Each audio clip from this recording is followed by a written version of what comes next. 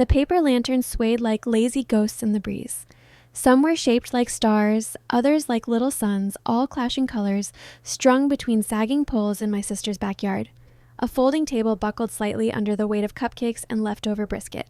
Behind me, the grill hissed, still warm, its metal lid streaked with grease. Somewhere, a toddler shrieked with joy, and another kid chased bubbles into the side of a folding chair. I was reaching for a ramekin of banana pudding when it happened.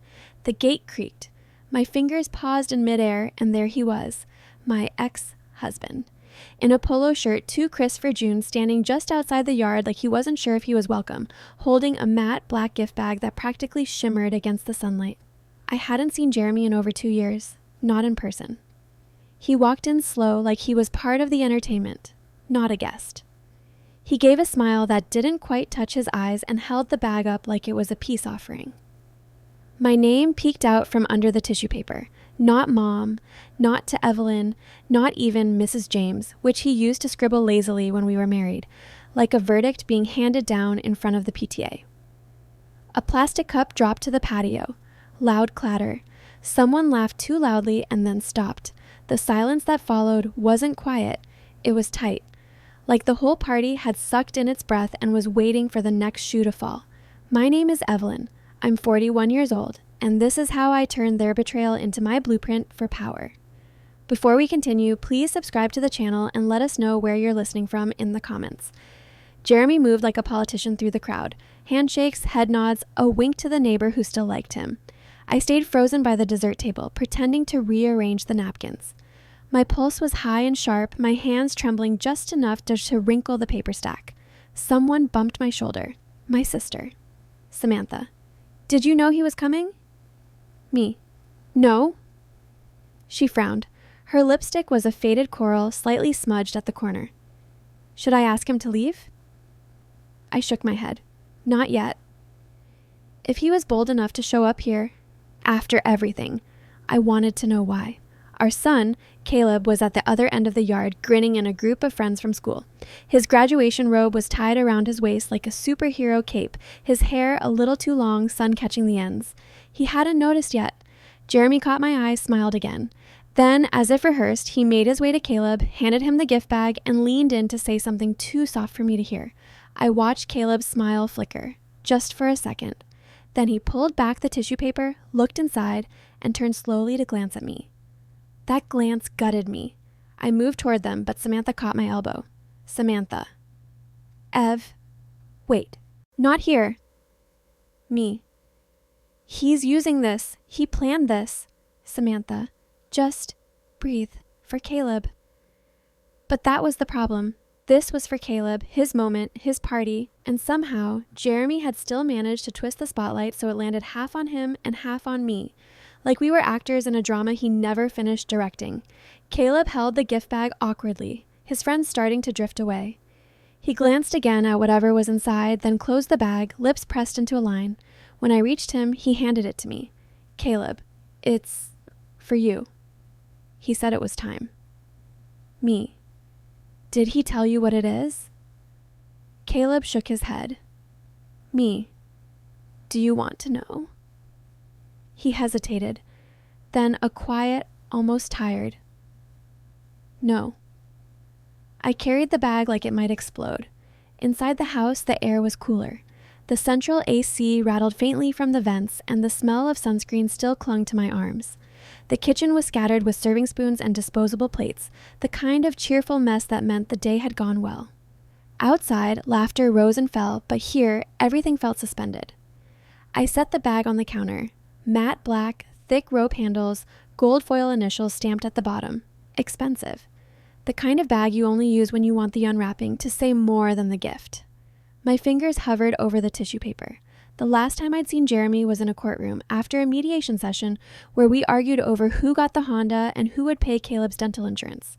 He'd been charming even then, making the clerk laugh while I stared at the table, counting the seconds until I could breathe again. We hadn't spoken directly since. Every communication had gone through a parenting app or email. No calls, no face-to-face. So why now? Why here?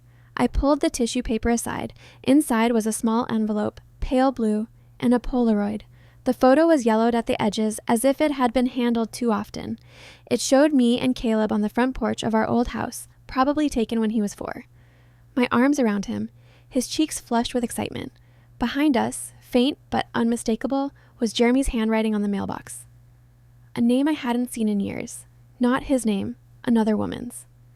I blinked. The air seemed to thicken, like humidity before a storm. The envelope wasn't sealed. Inside it, folded neatly, was a single sheet of paper, a printout of a notarized form. Property transfer request. Filed in Michigan 5 years ago. Transferring ownership of a property I didn't even know Jeremy still owned to a woman I never heard of. Except her last name matched the one Caleb had written on a second-grade essay years ago. One I'd brushed off at the time as a spelling mistake. One Jeremy said was just a joke. A joke that wasn't funny anymore. I sat down hard on the kitchen stool. The vinyl squeaked under me. I heard the sound of Caleb laughing outside. The party had resumed. Someone turned the music up. Pop songs, bass heavy, barely masking the ringing in my ears. What was he trying to tell me? That he gave my name the gift of knowing I'd been the second story all along? Or was he trying to bait me into a scene? I checked the back of the photo. There was a date scrawled in pencil. A name, hers, underlined twice. A sick part of me wondered if she was still around. Another part of me, the colder one, started flipping the envelope inside out, looking for more, and found a receipt from a storage unit in Dearborn. Monthly payment, auto-drafted, under Jeremy's name, with a unit number scribbled in the corner. I felt my stomach twist. Jeremy had just planted a breadcrumb trail and signed it with my name. I didn't go back outside, not for the rest of the party. Samantha came in once to check on me. I told her I was fine, just tired. Caleb peeked in around dusk and gave me a small wave, eyes clouded but gentle. He didn't ask. He didn't need to. After everyone left, I stood under the shower, letting the hot water sting my shoulders until it turned lukewarm. The bathroom mirror fogged completely. I didn't wipe it. The ache behind my ribs pulsed like something alive. It wasn't just anger, it was clarity. The kind that comes when the noise dies down and you realize you've been standing in the same story too long. I remembered how Jeremy used to charm people, the way he'd switch accents for a joke, how he could talk a parking ticket down to a warning, how he convinced me once that ambition could excuse cruelty if it came with a smile. I'd spent years being the reasonable one, the mediator, the one who made excuses for his timing, his tone, his disappearances. And here he was again, performing, using a graduation as his stage. I stepped out of the shower and wrapped myself in a towel, staring at the fogged outline of my own reflection. My pulse had slowed, but something else had taken its place. Focus. Jeremy wanted me rattled, but I wasn't 25 anymore, running on emotion and apology. He'd left a trail. He wanted me to follow it, and for the first time in a long while, I wanted to. I got dressed, walked back to the kitchen, and looked again at the gift bag. The black paper caught the dim light like oil, gleaming at the edges. I tucked the Polaroid and the documents back inside, sealed the envelope with a clip, and slid it into the drawer under the toaster. Outside, the yard was empty now, chairs stacked, the last paper lanterns flickering low. The night air was cooler, the grass damp under my bare feet. I could still smell barbecue smoke lingering in the air. I looked toward the gate. It was still ajar, the latch unhooked, swaying slightly each time the wind moved through. Jeremy had walked through that same gate hours ago, uninvited, sure of himself. Like he always was, like he always would be. Until someone shut the gate behind him. I made a decision. I was going to Dearborn. Because whatever Jeremy was trying to stage, I needed to see the set before the lights came on. The expanded text will end with the exact footer showing the final character count and completion tag per your protocol. The drive to Dearborn took just under 3 hours, and most of it passed in silence. No music, no podcasts, just the hum of the engine and the occasional rattle of gravel hitting the undercarriage as I turned onto side roads that cut through flat farmland and half-built suburbs. The air shimmered over the asphalt in waves, the kind of heat that blurs everything until you can't tell what's solid and what's just a mirage. I didn't tell Caleb where I was going. I didn't even text Samantha. I needed to do this alone. The air conditioning in my car never worked quite right. It either blasted Arctic wind or refused to turn on at all. That afternoon, it chose silence, so I cracked the windows just enough to let in the warm Michigan breeze. It smelled like hot asphalt, cut grass, and the faint bitterness of road tar. Every so often, a whiff of lake air slipped through, mineral, wet, carrying the ghost of something old. My hand stayed fixed on the steering wheel, the same white-knuckled grip I'd used during every long drive after the divorce. Back then, I'd drive until the world felt too wide to care about me, until my reflection in the rearview mirror stopped looking like someone waiting to be chosen. Today, it wasn't about running. It was about seeing. I parked in front of a long row of identical storage units that stretched like dull soldiers into the distance. They looked like giant metal coffins, painted beige, each with a number printed in peeling black font. The lot was almost empty, just a few pickup trucks and a red sedan parked crooked near the exit. Unit 142. That's what the receipt said. I stood outside it for a moment, trying to calm the tremble in my fingers.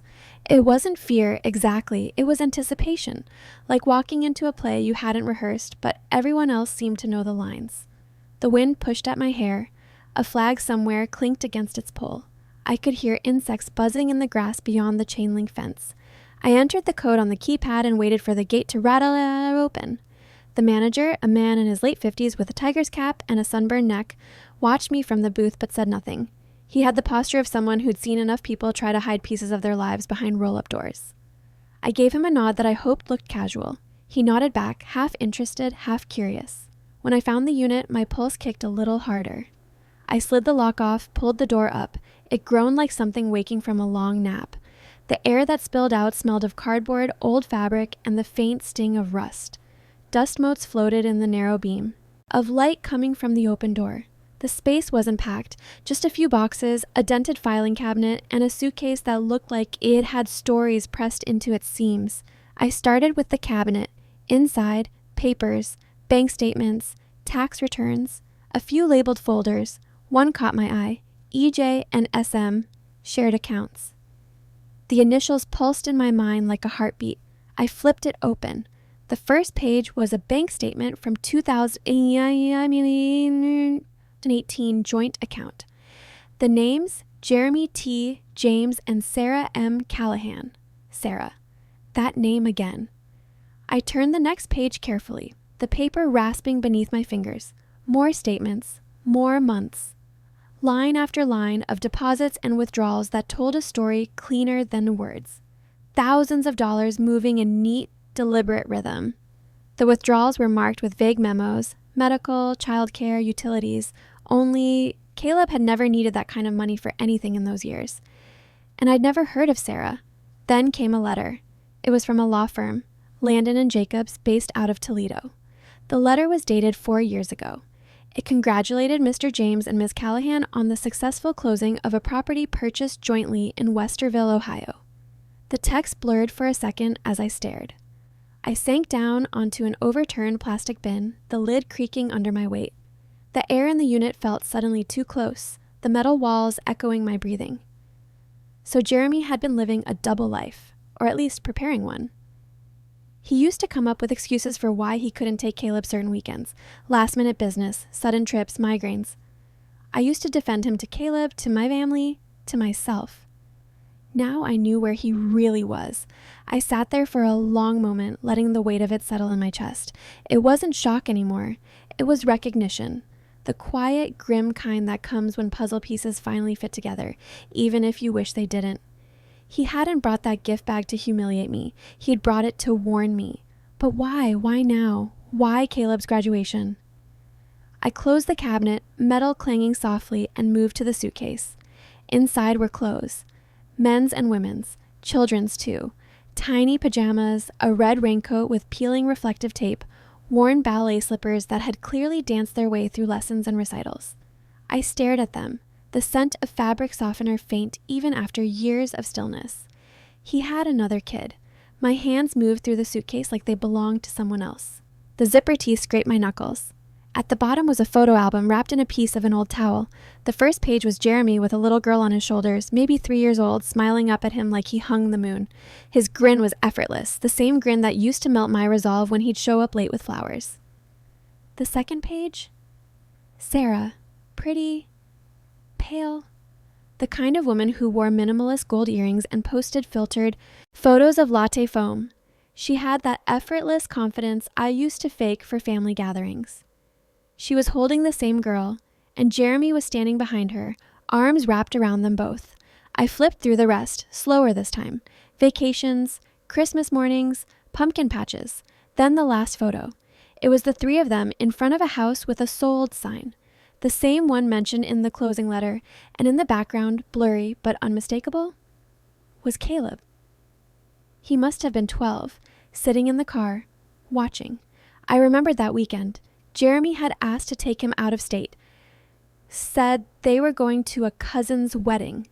Caleb came back quiet. He'd been distant for a few weeks after.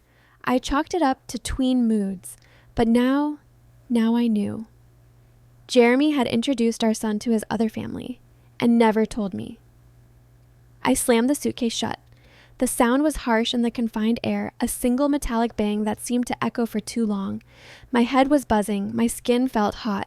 I stumbled toward the open door and sucked in deep breaths of fresher air. The world outside seemed too bright, too normal. Across the lot, the manager was still watching. He raised one hand in a half-hearted hello, suspicion or sympathy shadowing his eyes. I waved back, forced my face into something like calm, then walked toward him. Me. Do you know how long Unit 142 has been rented? He squinted, the sun reflecting off his glasses, then tapped something into his computer. Manager. About 6 years, give or take, paid in advance most months. Neat guy, doesn't talk much. Me. Has anyone else ever accessed it? He shrugged, one shoulder lifting lazily. Only ever seen the guy. Black Honda, license plate, something 4KT. That matched Jeremy's car. I thanked him, pretending my voice wasn't shaking, and made a note of the date on the latest receipt. Just last month. Still active. Back in the car, I sat in the driver's seat and just stared. The steering wheel imprint pressed against my palms. I watched my own reflection in the rearview mirror, eyes rimmed with exhaustion, hair pulled loose from its tie, a woman who looked like she'd finally found the thing she never wanted to see. I didn't cry. Not yet. Instead, I pulled out my phone and started a new folder. I titled it, The Truth. I took photos of everything. The bank statements, the property deed letter, the photo album pages. Each shutter click felt like a heartbeat, methodical, necessary. Then I scrolled through my old email threads with Jeremy. One from 2019 stood out. Subject line, Weekend Request, July. He'd claimed he had a business conference in Cleveland. But now I saw it clearly. That was the same weekend listed on the property transfer paperwork. He hadn't been at a hotel conference. He'd been buying a house. With Sarah. I copied the email into the folder, tagged it with a red star. Then I opened Facebook. Sarah M. Callahan. It didn't take long. Her profile was mostly private, but her cover photo, a school fundraiser poster for a local elementary in Westerville. Come meet the families of W. Grove Elementary. And there she was, smiling, holding cupcakes, standing next to a little girl with curly brown hair and a toothy grin. Next to her, Jeremy, wearing a matching parent badge. The caption read, "So proud of our volunteers." I closed the app, my thumb shaking slightly. That night, I drove home with the windows rolled all the way down. The wind tangled my hair, roared against my ears, made it hard to think. I needed air. I needed something to remind me the world was still moving, even if mine had stopped.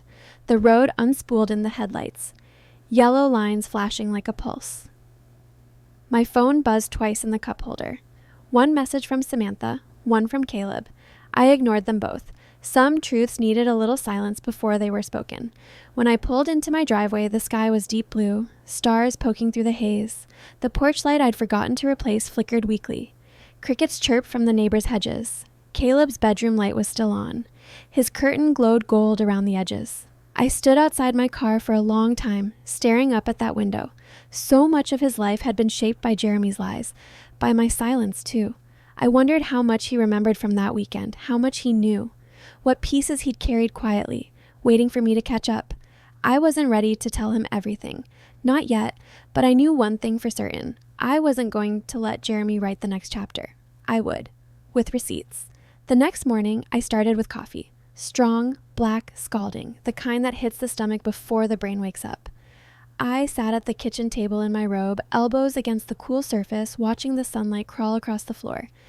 It hit the matte black gift bag like a spotlight, lighting it up like it was mocking me. I didn't touch it.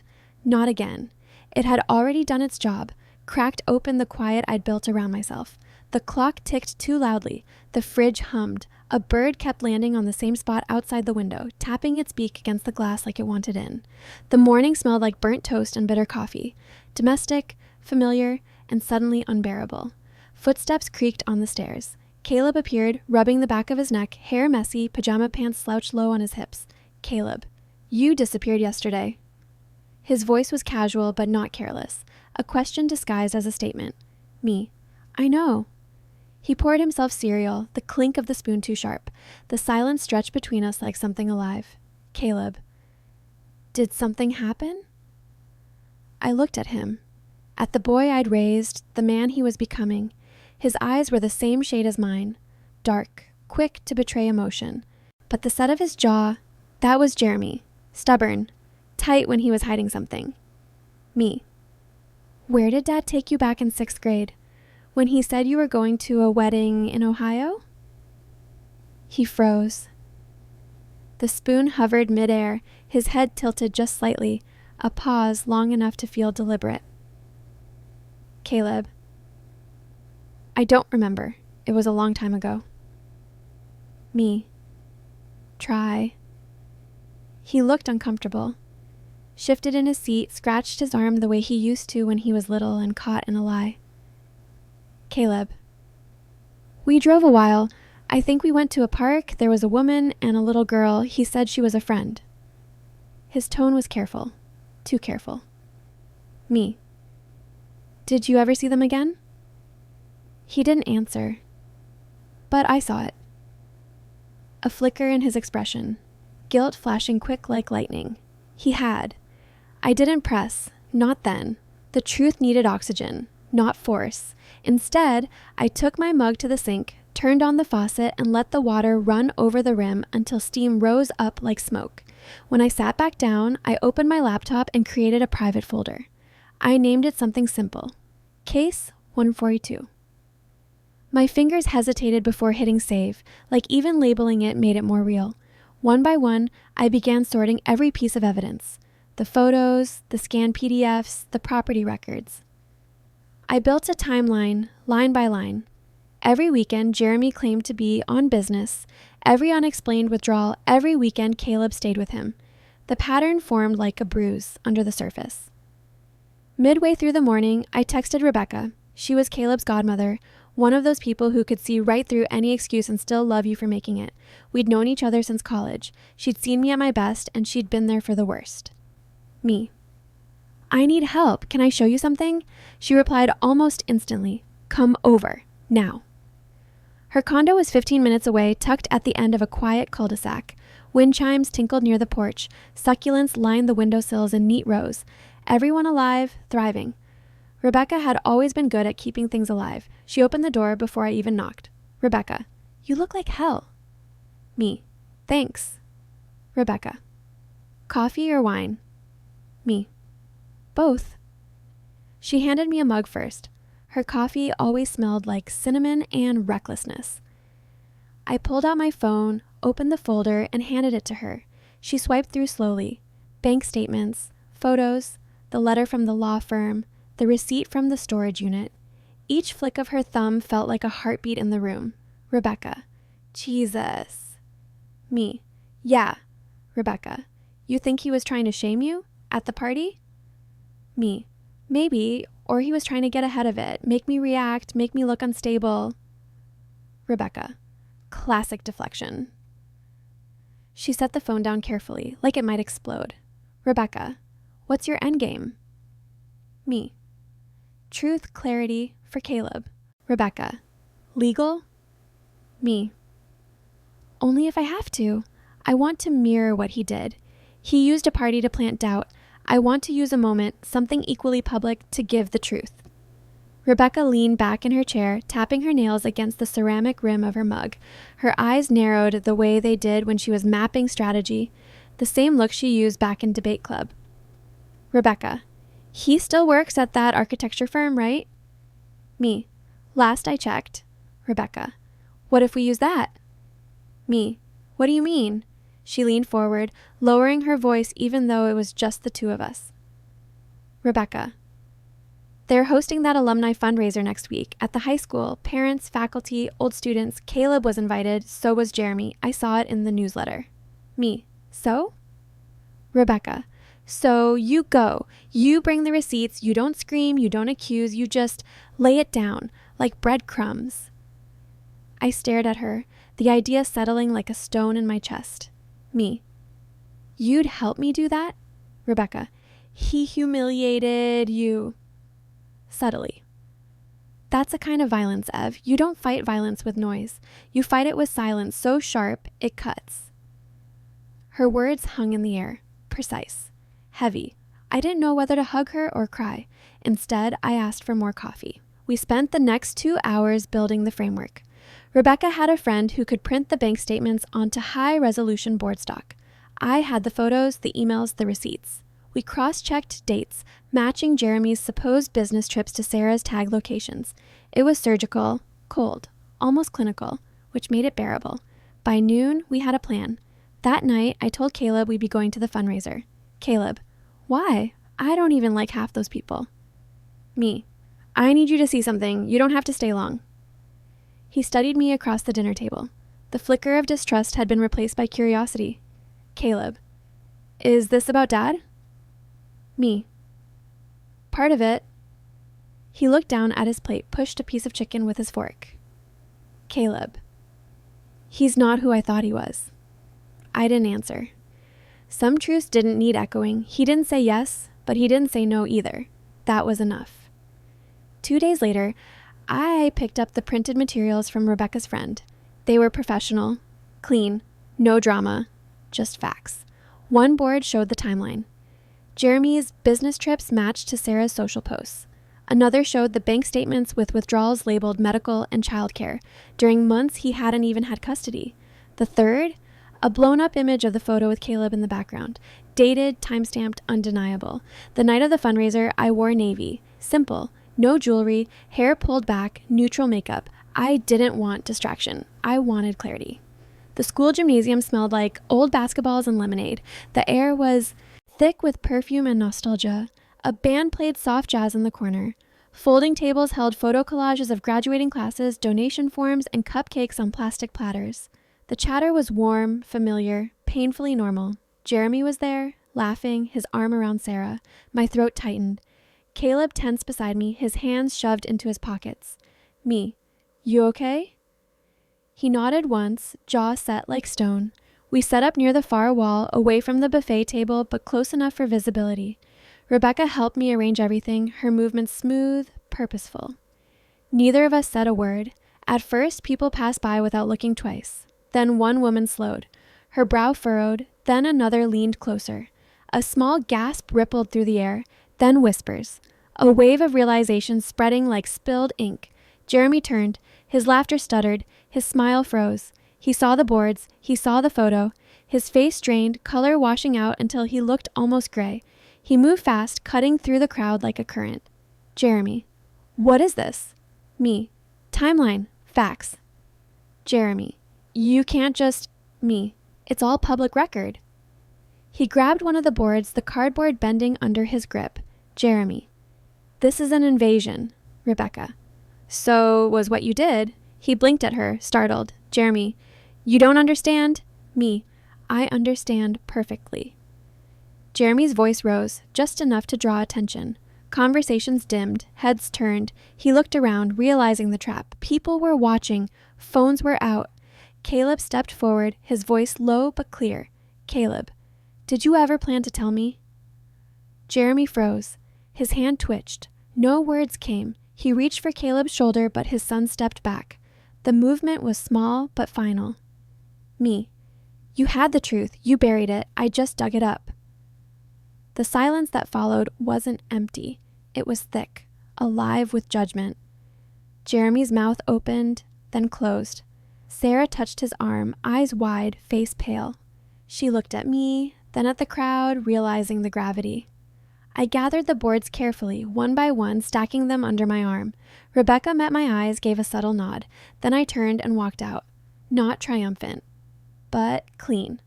I thought I'd feel something when I walked away. Relief, closure, even triumph. But all I felt was tired. Tired in my bones. Tired in the way people feel after surviving something they didn't choose. Something that takes pieces of you quietly while you pretend everything's fine. My heartbeat was steady now, but my hand still shook when I reached for my car keys. The adrenaline had burned off, leaving only the ache. Rebecca followed me out of the school gym in silence. The sound of our heels on the pavement echoed against the empty parking lot, the faint hum of the fluorescent lights overhead filling the space we didn't have words for. She didn't say anything until we reached my car. The gym doors thudded closed behind us. Final hollow. Rebecca. You did it. Her voice was soft but certain, like she was reminding me of a fact I hadn't yet accepted. Me. Did I? She leaned against the hood of her car, crossing her arms. The night breeze caught the ends of her hair and carried the scent of something woodsy and sharp. Maybe the cedar from her perfume, maybe the smoke from somewhere nearby. Rebecca. He looked like he'd swallowed glass. That's something. I let out a laugh that didn't sound like one. I nodded, staring at the streetlights bending their halos through the cool air. Somewhere down the block, someone lit a fire pit. I could smell the crackle of wood and faint cinnamon, the kind of smell that normally made me think of holidays. Now it just made me think of endings. Rebecca touched my shoulder once. Quick, steady, then slid into her car. Rebecca. Rest. You've earned quiet. She drove off, taillights disappearing around the bend. The night felt bigger without her there. When I got home, the house was still lit. Caleb's car was in the driveway. My pulse jumped, and for a moment I wasn't sure what version of him I'd find inside. The angry son, the betrayed son, or just the quiet one who used to watch late-night cartoons with me on the couch. He was sitting at the kitchen island when I walked in, the same way he used to do his homework in middle school, hunched slightly forward, focused on something invisible. His hands were folded, his eyes distant, as if he'd been watching a scene play out in his head and hadn't decided how to feel about it yet. Me. Do you want to talk? He didn't look up right away. Caleb. Not yet. Me. Okay. I sat beside him anyway, the stool creaking under my weight. The kitchen clock ticked loud enough to fill the silence. Somewhere outside, a car drove past and faded into distance. We didn't speak for a while, just listened to the hum of the refrigerator and the soft clink of ice settling in a glass he'd poured but hadn't touched. Finally, Caleb. Did you know about her? His voice was even, but there was a rawness underneath. The kind that comes after shock wears off and only disbelief remains. Me. Not until last week. Caleb. And the kid? Me. No. He nodded like he'd already guessed, or feared it. The light over the sink buzzed softly, flickering once. I wanted to reach across the counter, but I didn't. He needed space to breathe through the truth. Me. I'm sorry you were caught in this. He let out a small, humorless laugh. Caleb. I thought maybe she was just his friend. For a long time I convinced myself that's all it was. Me.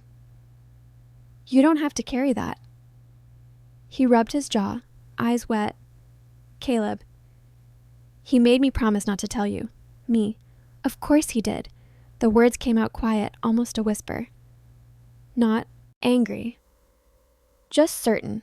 The kind of certainty that hurts more than surprise. Caleb looked down at his hands. His knuckles were pale from clenching.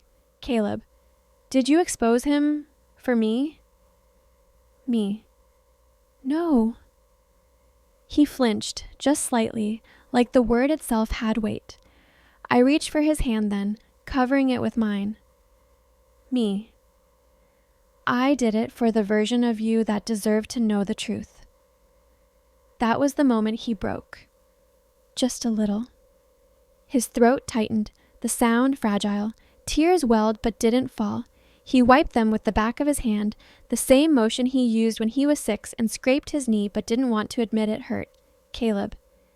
He lied to me. For years. Me. Yes. Caleb. What do I do with that? Me. Whatever you need to. There's no manual for betrayal. We sat there until the ice melted completely, tiny clinks marking time. The next day, my phone rang while I was folding laundry. Jeremy's name lit up the screen. I let it ring. Once, twice, then again. Then he texted. Jeremy, you humiliated me. I stared at the message. My thumb hovered, then typed back. Me. I returned the favor. A pause, then another text. Jeremy, I lost my job. Me. You built your career on lies. I just rearranged the spotlight. 3 dots blinked, then vanished. He didn't respond again. I stared at the screen for a long moment, the blue light reflecting off the stainless steel washer, then deleted the thread. No more oxygen for that fire. That night, I slept 8 hours straight for the first time in years, the kind of sleep that doesn't fix you, but resets you enough to start again. A few days later, the phone rang again. Unknown number. I almost didn't pick up, but I was curious. Sarah's voice was smaller than I expected, softer. Sarah. I didn't know he was married when we met.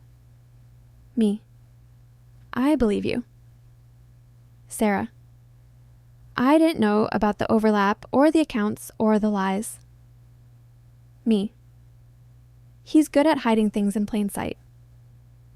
There was a silence that stretched too long to be comfortable. Sarah. Do you want me to talk to Caleb? Me. That's not my call to make. Pause. Sarah. You were right to do what you did. Just so you know. Her voice broke slightly on the last word. I didn't reply. Not to her. I ended the call, let the phone fall to the couch beside me, and closed my eyes. The room was quiet except for the faint ticking of the clock in the hallway. When I opened my eyes again, the afternoon light had shifted. It angled through the blinds, slicing the room into stripes of gold and shadow. Dust floated lazily in the air. The world was moving on. I stood and walked to the hall closet. The gift bag was still there, folded neatly on the top shelf, the matte black surface dulled with a thin layer of dust. It looked harmless now, like a relic from someone else's life. I took it down and ran my fingers over the surface, tracing the faint crease where my name had once peeked out from under the tissue paper. The rope handles were stiff, still shaped by the weight they'd carried. For a moment, I just held it. I thought about the version of myself who'd stood at that party with banana pudding in one hand and a fake smile in the other. The one who thought the worst was behind her. The one who believed in clean endings and decent people. I almost missed her. Almost. Outside, the sun was low, the sky bleeding into orange. I stepped onto the back patio. The air smelled like rain and charcoal from a neighbor's grill. I set the bag in the fire pit and struck a match. It caught faster than I expected. The paper curled inward, the edges glowing red before turning black. The flame climbed, steady and hungry. The gold foil shimmered once before disappearing. My name, the neat, deliberate letters that had started all of this, darkened, twisted, and vanished into smoke. I watched until the last corner collapsed, until only ash and faint orange embers remained.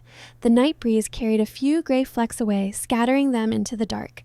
And for the first time in years, the air felt light enough to breathe. Fall came early in Michigan that year.